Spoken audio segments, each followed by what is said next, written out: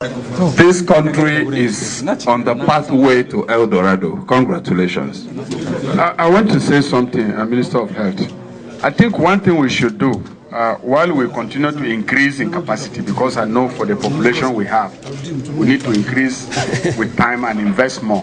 But while we do this, is it impossible for the teaching hospitals and that run these facilities to advertise their programs? Because Nigerians still want to go to India, still want to go to America. Is it possible for maybe the Minister of Health to keep regularly advertising, maybe on TV, radio, these facilities that are available, and urge Nigerians to stay at home where these facilities are available? You are perfectly right. It is possible, it is desirable, and it is going to be done. And in addition to that, we are going to also float it on the website of the Federal Ministry of Health, where you can get different services available. And we also include the private hospital. We are going to include the state hospitals. So information is part of the function of government. I'm wondering too if it would not be much better if we could have, perhaps next year, the Minister of Health and 2-3 other ministers coming for their medical checkup in youth. That would give a stronger statement that these facilities are here, they are functional, and that if the top people in society are coming here, then other Nigerians should. Recently, Governor Jonathan directed all his commissioners to go for medical checkup, and some of us have used facilities both here and in other hospitals. None of the commissioners has gone abroad for any medical treatment. So I'm just wondering if that would not be a stronger statement in addition to what you have said, please. Well, it depends only on the extent to how we are advertising it. Let me tell you, the president of the country, Nigeria, President Jonathan, does not go outside the country. The last time we took him for MRI, he did it at the National Hospital. That's the president of this. He said he doesn't want to go abroad for it. So the minister you are looking at is a Nigerian. I thank God, because actually there may be 1 or 2 cases that may actually not have the facilities or skills available in Nigeria. You get my point? I have not had, but up to today, I have not sent any member of my family or extended member. All of them have been treated successfully here in Nigeria. Third point, the minister does an annual checkup. The last 2 were done at the National Hospital. My records are there. So maybe, where's the CMD? They're only saying that instead of going to National Hospital, I should go around. You remember the Minister of Health, when he said parents should go and donate blood, what did he do? Or people are not aware. Well, I want to just make this point that it not only in health. I don't go abroad for medical checkups, and I do my medical checkups twice a year here in Nigeria. And the results are the same that you will get in England, America, India, or anywhere. It's the same thing. In addition to this, our children school here at home. Our children are not schooling abroad, they are here, schooling in Nigerian universities. And I sit with them, I discuss with them, and I see that their standards are good. So it's a mentality. It's a mentality that has come over the time that nothing Nigerian is good. If you're important, then you must go abroad. That is the point that is being made. A big, great country like ours must learn to use our own facilities. And I believe, like now, all we are saying here is in the news, in the social media, all over the world. Yes. We have these facilities. Where we don't have, yes, we can encourage people to go out. But where we have, we should begin to patronize and use them. And this, so 3 ministers here, this is what we have been doing on our own. Many more high-profile people have come to youth to have operations. One operation that was done would have cost $98,000. At the rate we did it here, they only paid $200,000, just over $8,000. Not only that, you were talking about the PPP. With your support, we intend. Because I have many patients who would want to come to Jos. They want me to come to Lagos to give them treatment. I said, no, if you want my treatment, you must come to Jos. But we can only do that if we get an amenity wing with PPP going into. Say it, not that you are handling it. Yes, sir. The plan. to make money from it. Absolutely. Indeed, the plans are advanced. We have some investors who are willing to partner with us, including the banks. So within a year, I think that should be up and running. I think when we are advertising, Honorable Minister, we need to include the profile of the personnel, doctors. For you to have a doctor who is about 40 years in practice, I think it's quite encouraging, because this has. Well, some hospitals are doing it. They are doing it. Some hospitals, for instance, I was in one of the hospitals in Saudi. The profile of all the doctors are there. Well, you know, a lot of the things you have to also know that each person's health is a private, and there are rules governing practice. Recently, one of the Indian hospitals even put some of the judges they treated. That's very unethical. On the website, they have no right to do that. So we will not go that way. But each hospital has a right to say, we have so and so facilities, we do so and so cases.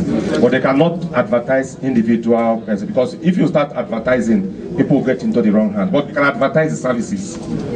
They are free to. I just want to make the point that Nigerian teaching hospitals are the best hospitals. You can confidently go to any teaching hospital in Nigeria and know that it's better than any private hospital in Nigeria. There is no hospital in this country that is higher than a teaching hospital. From here, you can only go to anywhere in the world that we may not have a service. The doctors, the students, the teachers, for Jude, I was here. The Faculty of Medicine in Jos has always been the front line, people training medicine. So I think the point is the mentality of our people. We don't believe we can do it. Yeah, and we must believe. Because if you go abroad, people go to America, and it's Nigerians that are treating them there. So I think it's important for them to come home. These facilities are available. Thank you very much. We use certain dyes that are safe for the human body, called contrast media, for organs that are moving, and for if you want to take x-rays of things that are moving. It's not static film. It is like a big place.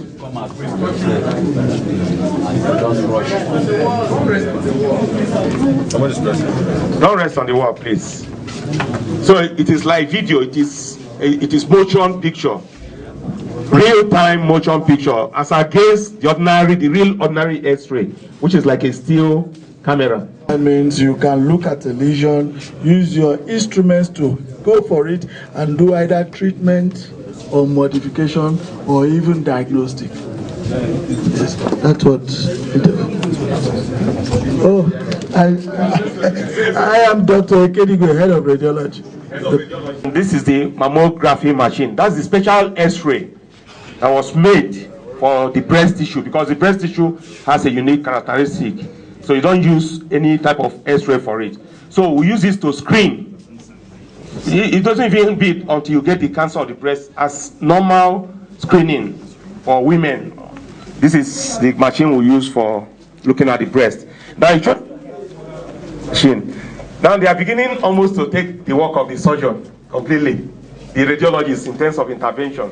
So instead of doing an X-ray and then later they take you to theater to take a biopsy to now conclude the diagnosis, because you have to conclude the diagnosis by taking a tissue and sending it to a pathologist. That is a machine that will, at the same time the woman is here and you have located something under the X-ray, you will now take the biopsy at the same time. So it doesn't have to be rescheduled for another theater work. So these things are available, and it's not only in this hospital, it's available. That's why I'm telling you that we have these things spread across federal government teaching hospitals. But you've seen it working, and we're happy that we have it. But I'll take the point, we need to talk about it more on the media, disseminate it to Nigerians, both on the web as well as the conventional media, so that they know where to get services.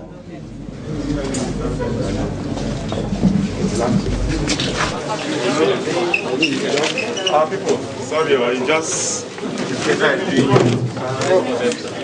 Bro, I think there will be need. Yes. Where is the microphone? It's working now. Gentlemen and ladies of the media, let me again apologize, because this is hospital. So we're in the modular theater. The modular theater has 5 main suites, so which means 5 main operating rooms in here. and surgery goes on simultaneously in all of them. Different specialties are operated. So out of the 5, 4 are presently actively being used. So there's no way we have gone inside them. Otherwise, we will contaminate the theaters and the patient will come out with infection. But there's one of the suites which the CMD said they will no longer use for the rest of the day. So we could go in there, but now that we have finished, they will fumigate it later this evening. So it will be ready for use tomorrow.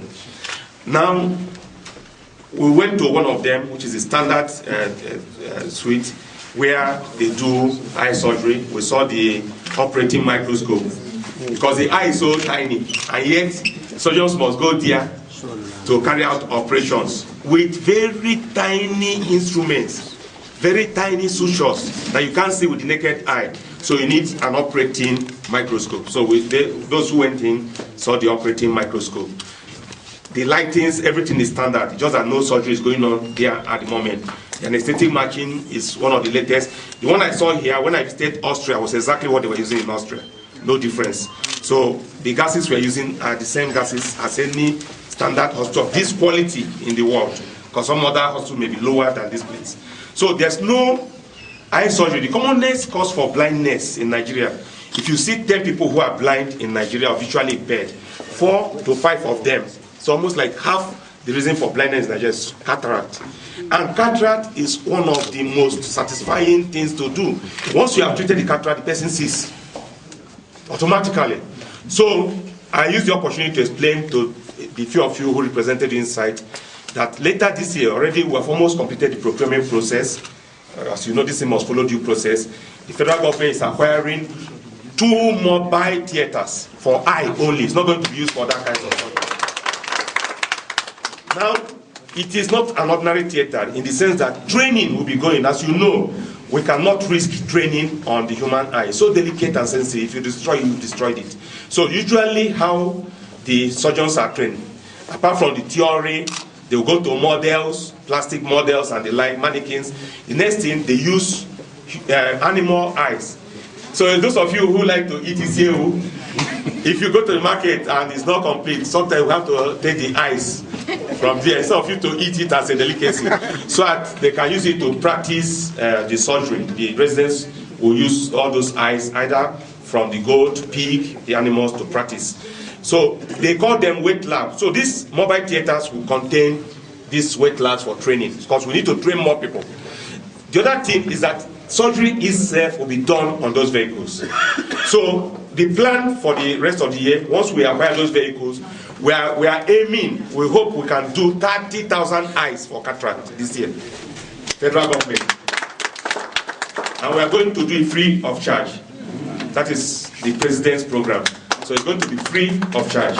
So the advantage of those vehicles is that apart from those who are able to come to this hospital to get treated like other hospitals where they are doing cataract surgery in Nigeria, we also want to take the theater to the people in the rural area. So those vehicles with the train will go to the rural area, stay 1 to 2 weeks at a particular spot, do as many cases as possible, and then they proceed to other parts. So there are 2 of them coming up this year, and that program is for this year. So we'll try to explain that. Then we also try to explain what is being done in the laparoscopy suite. Unfortunately, surgery is ongoing. Now, laparoscopy is different. Laparoscopy means that we operate within the abdomen, but instead of making very big incisions like what we normally do as surgeons, we no longer, we just make a tiny incision and pass in tubes. Now, that tube we pass has even its own camera. Those of you who are cameramen, I'm sure you are used to the fact that cameras, more powerful cameras than your own, are tiny, are just like this, at the pop of my finger. So it carries a very powerful camera, very powerful, and even video camera. It can do video, it can do still. So when the surgeon finds something he's looking at, to document it so that even the patient can see it, he will make a diagnosis and take a picture. Where we need to take suspicious tissue to send to the pathologist to make a definitive diagnosis, he has the instrument, very tiny instruments. He will take a little bit of the tissue and will send it to the pathologist to make a definitive diagnosis. Where there's need for treatment, then he carries out the treatment. Like the CMD and the surgeons were telling me, yes, they are doing laparoscopic cholecystectomy here. What is laparoscopic cholecystectomy? It's removing of a diseased gallbladder.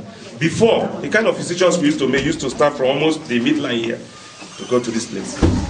In many hospitals without laparoscopy facility, that is still the standard. But if you come to Jos University Hospital for that kind of surgery, now they don't need to do big incision like that. Just a small incision, passing these tubes, they do the same operation. And yet what they are charging is like laughable when you compare to even your flight ticket to go outside this country. This is not the only hospital they are doing laparoscopic cholecystectomy in Nigeria. It's not. So it's just to tell you some of the things the government has put in place.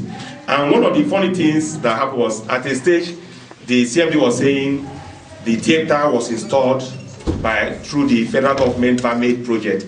Then I remembered what I used to read in the newspaper that VAMAID is not working, and I had to ask him, is this VAMAID project here working? He said perfectly, it's working now. That's why they are operating on someone.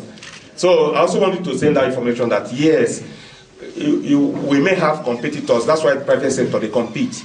So obviously, if one particular company wins a project, other people will quarrel. But let's also not run down the system. If government has done something that's working, I've said it several times that one of the projects in the health sector, which government is still doing today and which has worked, as a minister, I had to verify it myself because when I was relying on what I read in papers before I became a minister, I was skeptical. But being a minister is one of the first things I checked. Honestly, that project is one of the best programs government has ever done in this country.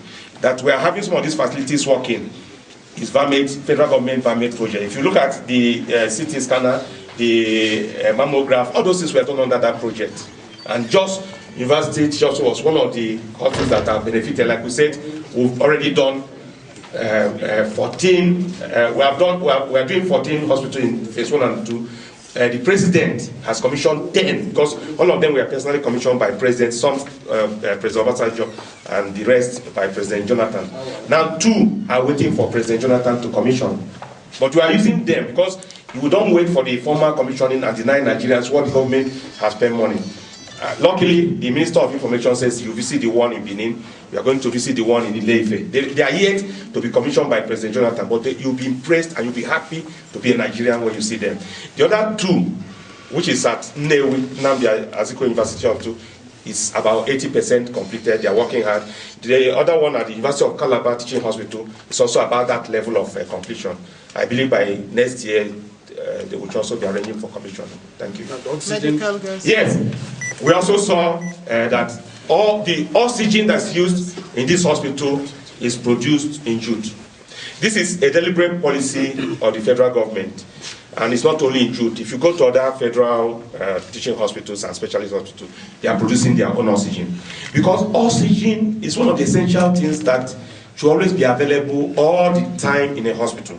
So when we used to have problem with commercial supply, the federal government took that decision that all our hospitals should be producing oxygen. So the oxygen that's being used now for the patients in theater now is being produced here in jute. And what is more, I had to ask the CMD that because this was the directive we gave, that we know install a capacity that is bigger than what you can use. So you can also help the state hospitals, help private hospitals. Whatever you are selling to them will never be as much as what they will pay commercially. I said no, they've already commercialized, they supply to other hospitals, they supply to private hospitals. So that is what we are doing as federal government. Now, if you have questions, this is the final point, because from here we will leave jute. If you have any journalists with any question relating to the tour of jute, this is the point to ask your question, either to CMD or the minister or the staff of the hospital. So many of them are waiting outside. Majority of them is outside. Oh, so maybe they fail to ask. Now, Nigerian teaching hospitals are not well equipped. So how can you address that statement?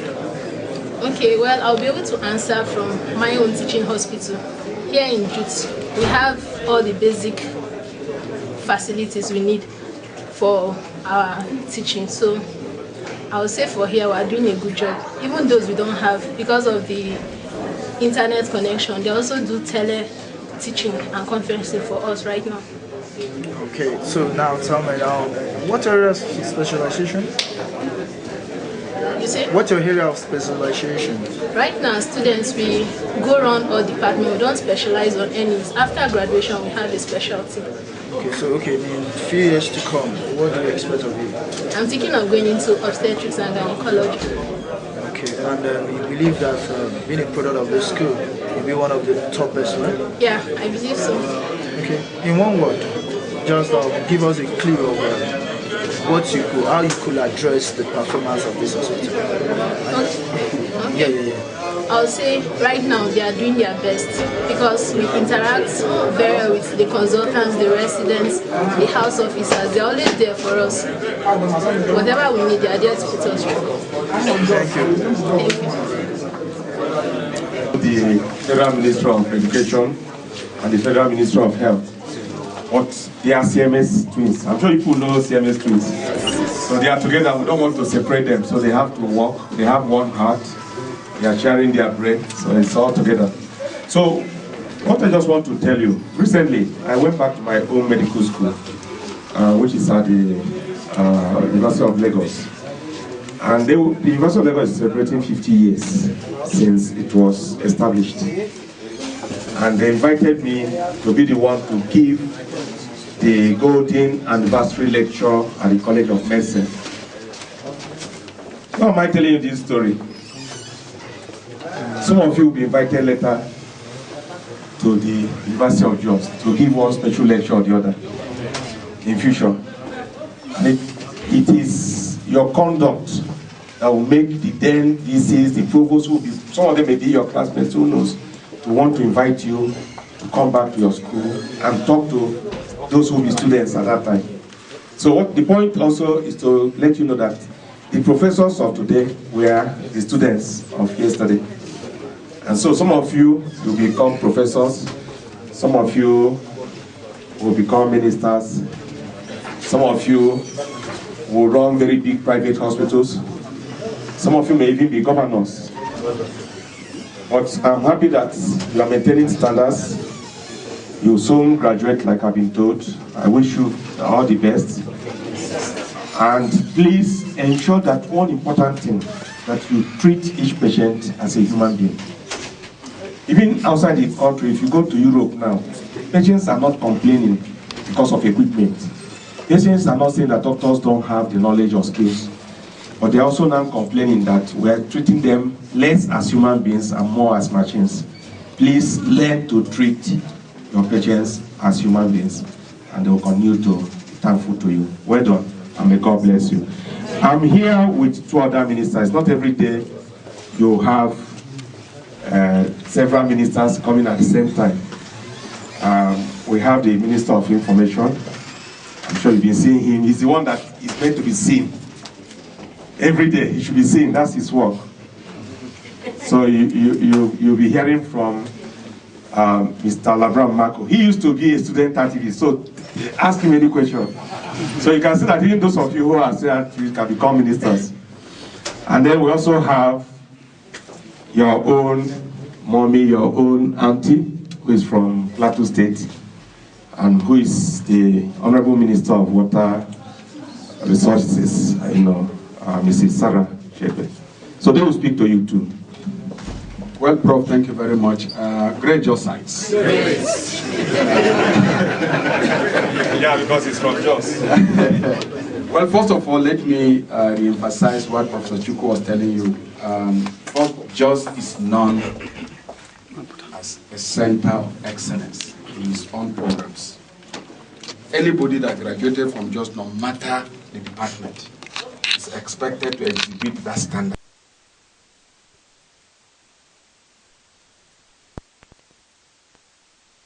Willing to give yourself that knowledge. So people must work hard to reach the height of their own professions. That is one. Jos is also, over the years, known as a place that trains people who go out with a social commitment, to develop society. When we were here in the university, maybe some know the history. I got my training as a leader in the university when I was the Students' Union President, and then learned to participate in other activities. But that is not the point. The point is that only character can carry you forward. No matter your field of excellence, your brilliance, without character, you can't make it to the top. And that is talking about treating patients decently and also keeping high personal honor and integrity. These are the things that Nigeria is looking for. In medicine, our country has always been known to produce the experts. I went to the US, I was in New York 2 weeks ago, and our consul was showing me the various medical centers in America. Most national places are run by Nigerians. So we have the brains, we have the capacity, we're very brilliant people. What we often lack is that social commitment to our country. We must now use our knowledge to develop Nigeria. That is why the professor of medicine, being Minister of Health today, is putting very, very modern facilities in our teaching hospitals. And we have come here to monitor some of those facilities. And we are going to do more for the country. We don't want a situation where Nigerians will go abroad. If those places you go, they are not as good as Nigerians. I'm just being frank to you. So you must be people who look inwards, not people who will train and then you run to Saudi Arabia and other places. We must stay in Nigeria and make this country work. So we're now making these centers good enough for you to stay at home, practice medicine, and reach the height where people can look for you in Harvard to come and solve a problem from Nigeria. That is when we will truly be a great country. So I believe we're on the road there, and it's for a generation to make a contribution and make the country run better. The good governance tour is to show Nigerians that democracy can deliver.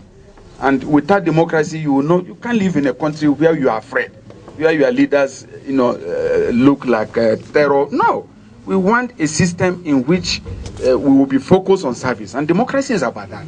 So if you see what we are doing in the country over time, you will see that this country will truly change. But you are the change agents. So you must look at this country as yours, and we have the capacity, the largest concentration of black people in the world. If we can make it happen, then people will respect us. Like you respect Japanese, you respect Chinese. They are not better than you. You are more brilliant than them in several ways.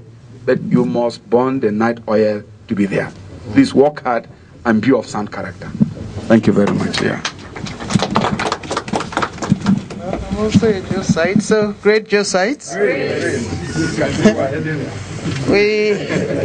My colleagues, ministers, the CMD, other commissioners that are here, other members of the entourage, I join my colleagues to congratulate the CMD, the staff, and also you students. We are happy that you came here to interact and interface with us. We congratulate you for all the years you've been in school and all that you've learned. It's just a little more push and you'll be there. And I hope that none of you will be distracted at this stage, but you persevere and ensure that you complete very well and complete strong. We have been expressing concern with the kind of equipment we've seen here. Our fear is, will our people stay to use this?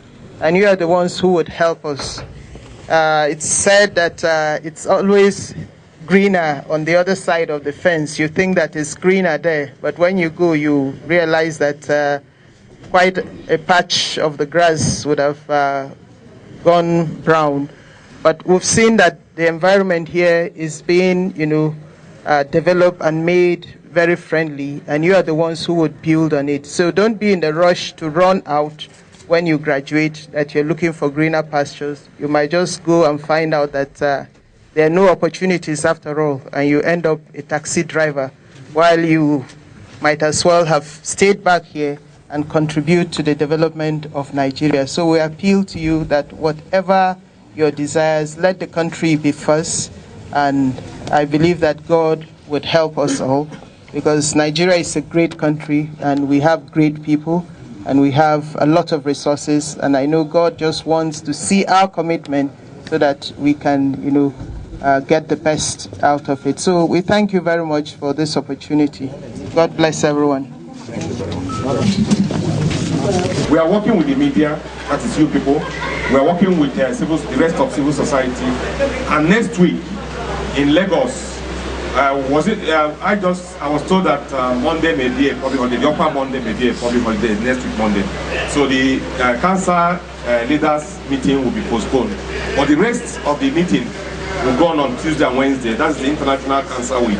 That is when all the stakeholders on cancer will meet. For this time we are meeting in Lagos. I'll be declaring it open on Tuesday. So a lot is being done by the government as far as cancer is concerned.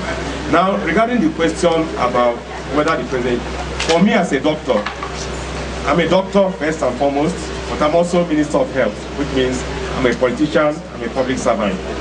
Now, the First Lady has never consulted me as a doctor, so I cannot speak, to be honest, about that or what I don't even have the information, to be honest, because I've not even seen her. I'm supposed to see her, but she was indisposed yesterday. So when I see her, I'll find out what was the problem, as any other minister will find out, or doctor will find out. So as a doctor, I will not say what I don't know, but the president has consulted me as a doctor before, and I know how we managed him. Here in Nigeria, everything, including MRI, were done in this country. And he does his checkup right here in this country. He's one person who has been reluctant to go outside country. Unless he was, Minister, is it that you cannot do this at all? He wants to say, sir, we can do it here. He says, I want it to be done here. That's the president, that's the one I know. So that's the answer to that. Then, on the issue of what can we do to discourage particularly government officials from going outside the country? Well, I've said it time and time again that first and foremost, we respect their fundamental human rights. Money, we appeal to you to use our facilities because the money should be spent in Nigeria. But if you insist that people go outside this country to dry clean their clothes, it's not as if people cannot do dry cleaning in Nigeria. There are people today who sew their clothes outside this country. It's not as if we don't have good tailors in Nigeria. But as long as they're using their money, it's difficult to be breaching human rights. Then, on the issue of the mobile eye theaters, yes, I told you we're almost completing the procurement process. I was talking to my colleague and I was telling him, please support this when it comes to FEC. Very soon it will come to FEC. So I cannot tell you the final cost because it's presently with BPP. And BPP can revise the cost. So I don't want you to go and publish something and it doesn't come out. But by the time it goes through FEC, he will be the one telling you the cost, not even me. So just be patient. Very soon he will tell you the cost. Maintenance, I've just set up a steering committee. You are right. We're not going to let it be like business as usual. Recently, we have done that. We set up a committee made up of renowned and respected ophthalmologists, both in private and government, not just ministry officials, to work out how we are going to maintain those vehicles to ensure that they will be used for the purpose for which it was intended. So that is what we're working hard to do. No, I never promised to build a school of paramedics. What I promised Nigerians is that we'll soon standardize the training of paramedics. Right now, some state governments started training them, but no standard curriculum. Now, nobody is accrediting those institutions. What qualification are they receiving? Now, what we intend to do is that the ultimate will be a HND. And we want the National Board for Technical Education, NBT, to do it. So what we're about doing now in the ministry is setting up that committee that will work with the NBT, design the curriculum, and then NBT will now be empowered to go and inspect any school for the training so that it becomes standardized. Because without paramedics, we won't do well as far as trauma is concerned. Yeah, telemedicine, we have been discussing telemedicine. The advantages of telemedicine is that it will enable more people to be trained, for instance. It will help better diagnosis. You don't even have to have a doctor. Once you have someone who can capture data, like for the eye, for instance, someone can examine your eye, capture the data. But interpretation is where you really need serious training. Then through telemedicine, you can send it, and someone can interpret it, and then advise. For surgery, an expert can be somewhere else and be guiding other people. Like someone may have an emergency in a rural area. Nothing stops an expert in the city guiding that doctor who is not too experienced to do an emergency in the rural area through telemedicine. Now, we started something at the Federal Ministry of Health level. We started the pilot at the Lagos University Hospital. But at the time, we now wanted to use the findings and the lessons of the pilot scheme to do a national program. We now had a new ministry, which was part from him and part from Science and Tech, to have the Ministry of Science of Communication Technology. Now that's the ministry that will now coordinate everything any sector is doing as far as ICT is concerned. So because of that break, we're now working with that ministry to expand that program. We're working, and luckily, even for e-governance, Ministry of Health was selected among the pilot ministries to start with. So already they visited us, we told them, they asked us to pick 4 projects to start the pilot, and we're working with the Ministry of Communication Technology. Relating to this too is the idea now. The federal government knows that, relatively speaking, we have more manpower in our teaching hospitals and specialist hospitals. So right now, the policy which we started in 2010 is that each teaching hospital, each federal-owned specialist hospital, adopts a number of other hospitals, whether they are run by the state or by local government, or whether they are even private. Okay, very soon there's one in Ibadan that is private that we are going to commission. So communities build hospitals, but they can't run it, and they want us to work with them. We allow our doctors, our consultants, our resident nurses to go there and work. Now, the advantages are this: for the community or for those hospitals or for the state government, we are helping them with manpower. All they need to provide them is just transportation, and if they are going to sleep over, a place to sleep, and they feed them. We are paying their salary, and they provide the equipment they need to work with. For a private sector person who has built a hospital but cannot employ people, we help and we sign MOUs with them. Now, for the resident doctors, for medical students, it also broadens the number of cases they will train on. Because sometimes, by the time you finish as a doctor, there may be one or two cases you've never seen. But by the time we expand it, it will be difficult not to have seen as many cases as possible. So everybody is a winner. We're doing that right now. So then a lot of things happen under the administration of President Goodluck Jonathan. So much. But I'm happy you are taking it upon yourself to go and see things for yourself. Thank you very much.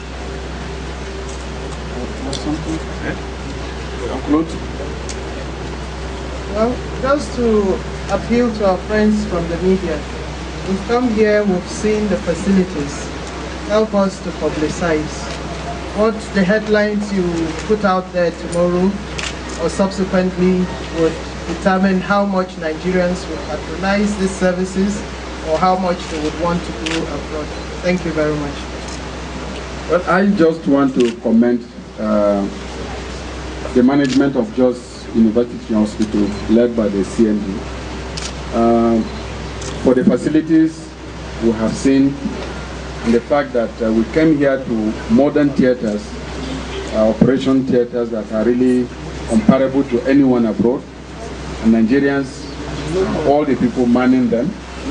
I also know that Jos has always been a center of excellence in medicine and in all the other courses. I can say that because I was a student here, and I know that Moshood Abiola... we gave birth to Jos. No, it's Ibadan. So, in other words, Jos has always been a frontline institution in terms of medicine and other areas. And I want to commend you for your at-work training program, because you told us that there are many experts you have sent abroad training to reinforce the manpower of the university. And that is very important. I will commend you even more for the environment. You know, we come here, we see a hospital that looks like a Nikon Noga environment in terms of Hilton with landscaping. You see, because the environment helps the recovery of patients. You know, so if we can maintain these facilities, keep the environment as it is, it will go a long way in reassuring Nigerians that you don't have to go to India, that people are here.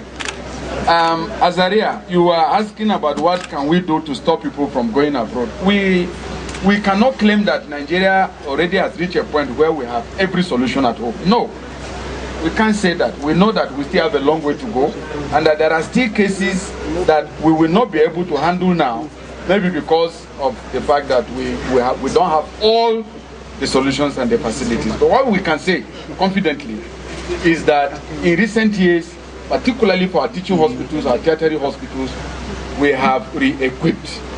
We are providing equipment that will give Nigerians confidence that some of those solutions they go abroad, like the dialysis center we saw here.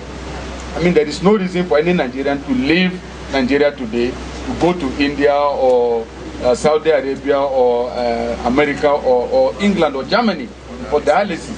There is no reason, because these centers here, we say about 30 of them at least already that are federal government on about 30. So we don't have to go abroad. But you know, there are Nigerians whose wives don't deliver in this country. They have to carry them to America or England to be delivered, just to be delivered.